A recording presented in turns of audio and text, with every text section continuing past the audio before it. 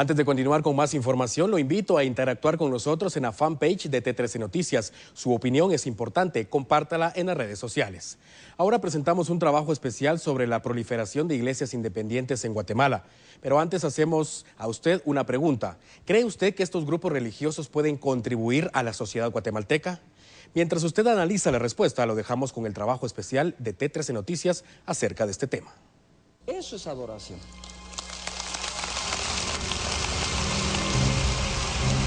Ahora, si le ponemos un poquitito de música, se pone más bonito.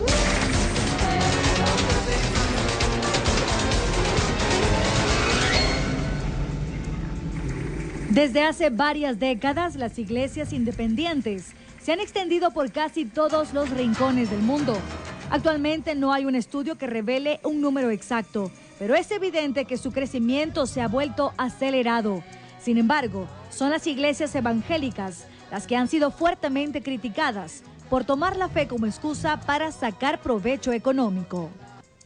Cada iglesia tiene una visión, pero yo creo que si la visión es de Dios, Dios provee de una forma sobrenatural sin ahorcar a las ovejas.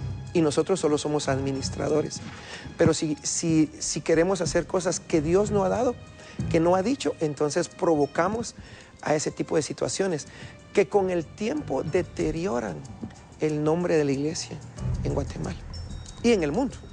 El incremento de creyentes que migran del catolicismo hacia otras corrientes religiosas se ha observado en Guatemala desde 1882. De ese año para 1940, la población evangélica solamente representaba el 2% de guatemaltecos, aunque en 1986 llegó a reunir a más del 30% de la población. La creación de otros tipos de cultos causaron una reducción de creyentes en los años 90. Hoy en día, se estima que un 43% de la población guatemalteca es evangélica, aproximadamente entre 6 y 7 millones de personas en el país. Para muchos evangélicos, los programas de la Iglesia Católica simplemente ya no responden a sus necesidades y aseguran que no buscan una religión, sino a Dios. Para los teólogos y sociólogos, las personas acuden a este tipo de templos en busca de respuestas y de alivio a sus preocupaciones, razón por la que las nuevas iglesias predican en sus discursos la prosperidad, una doctrina que proclama la riqueza económica como señal de bendición y donde predomina el polémico diezmo, una aportación económica que no tiene carácter obligatorio, pero que permite el sostenimiento de la organización.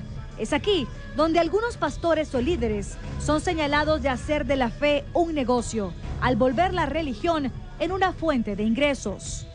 ¿Por qué se critica tanto el diezmo? Porque es dinero. Y cuando hay siempre dinero de por medio, siempre hay problema. La gente muchas veces critica lo que no entiende, porque nosotros como iglesia, como parte del cuerpo de Cristo en la tierra, necesitamos, como el mundo, los medios para que el reino de Dios se extienda. Y la única forma de que el reino de Dios se extienda es el método que Dios dejó en la Biblia, tanto en el Antiguo Testamento como en el Nuevo Testamento: los diezmos y las ofrendas. El diezmo es un acto de obediencia del corazón a Dios por todo lo que Dios ha hecho en nuestras vidas, y Él en la Biblia establece una ordenanza, es por obediencia a Dios que está establecido en la palabra. En Guatemala diariamente se autoriza el funcionamiento de nuevas iglesias, en su mayoría evangélicas. En 2012 el Ministerio de Gobernación autorizó 237 y en lo que va del año 103. Y aunque hay varios procesos en trámite, se estima que existan más de 1.700 legalizadas. Los señalamientos por el acelerado surgimiento de iglesias independientes y sobre todo evangélicas intentan constantemente descalificar la fe cristiana. Y aunque la religión puede ser susceptible de ser convertida en un negocio, tal como lo establece el Antiguo y Nuevo Testamento, realmente vale la pena detenerse por un segundo para analizar si solo son negocios de la fe o son necesarias en un país en el que diariamente más de 15 personas mueren a causa de hechos violentos. Creo que Guatemala está necesitada de que hayan no solo esta cantidad de iglesias, sino muchísimas más iglesias. es parte del mismo cumplimiento de la palabra de Dios. Definitivamente Guatemala, por la misma situación social, política, de violencia, es necesario que hayan muchísimas iglesias. Guatemala necesita muchas más iglesias, pero en orden. Necesita un evangelio expansivo que crezca, donde verdaderamente se predique el evangelio del reino de los cielos.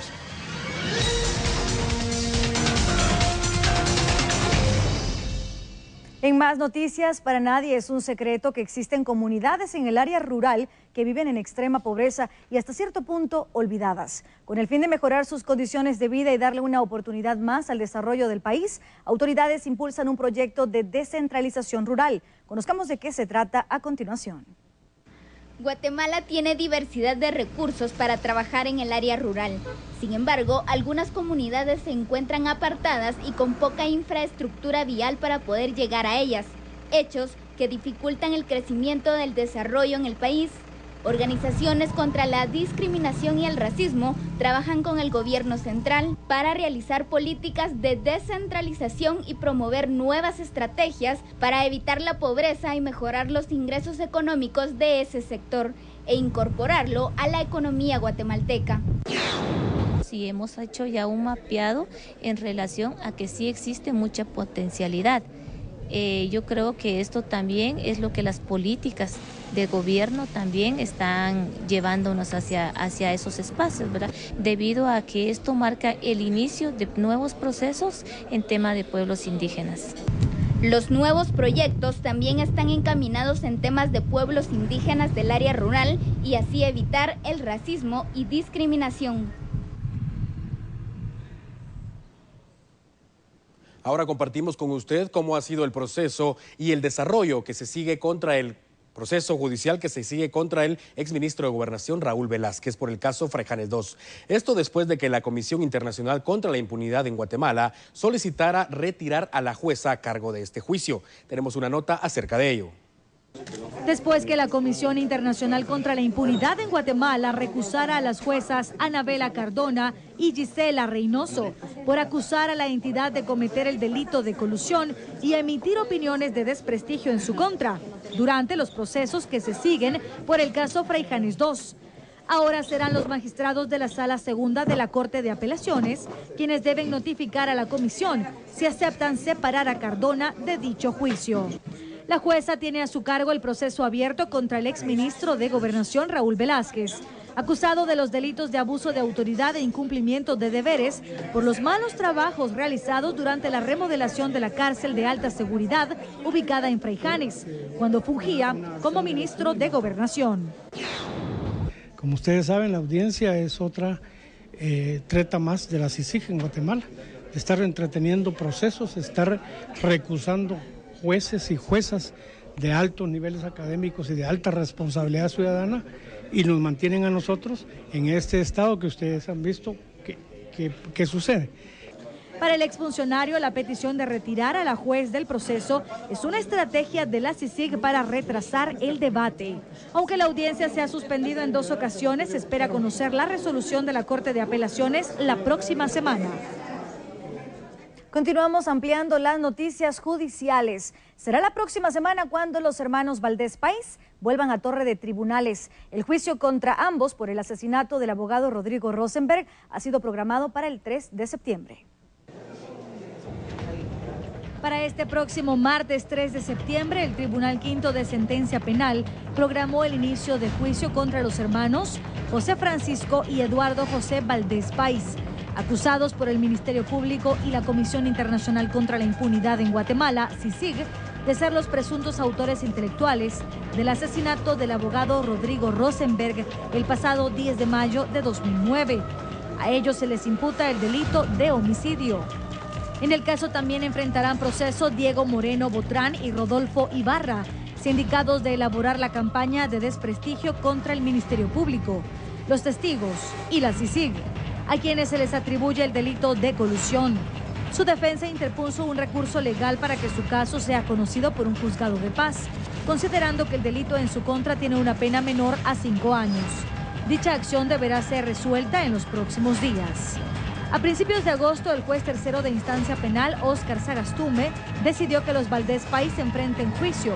Sin embargo, quedaron con arresto domiciliario y prohibición de salir del país bajo una medida sustitutiva y el pago de 500,000 quetzales cada uno.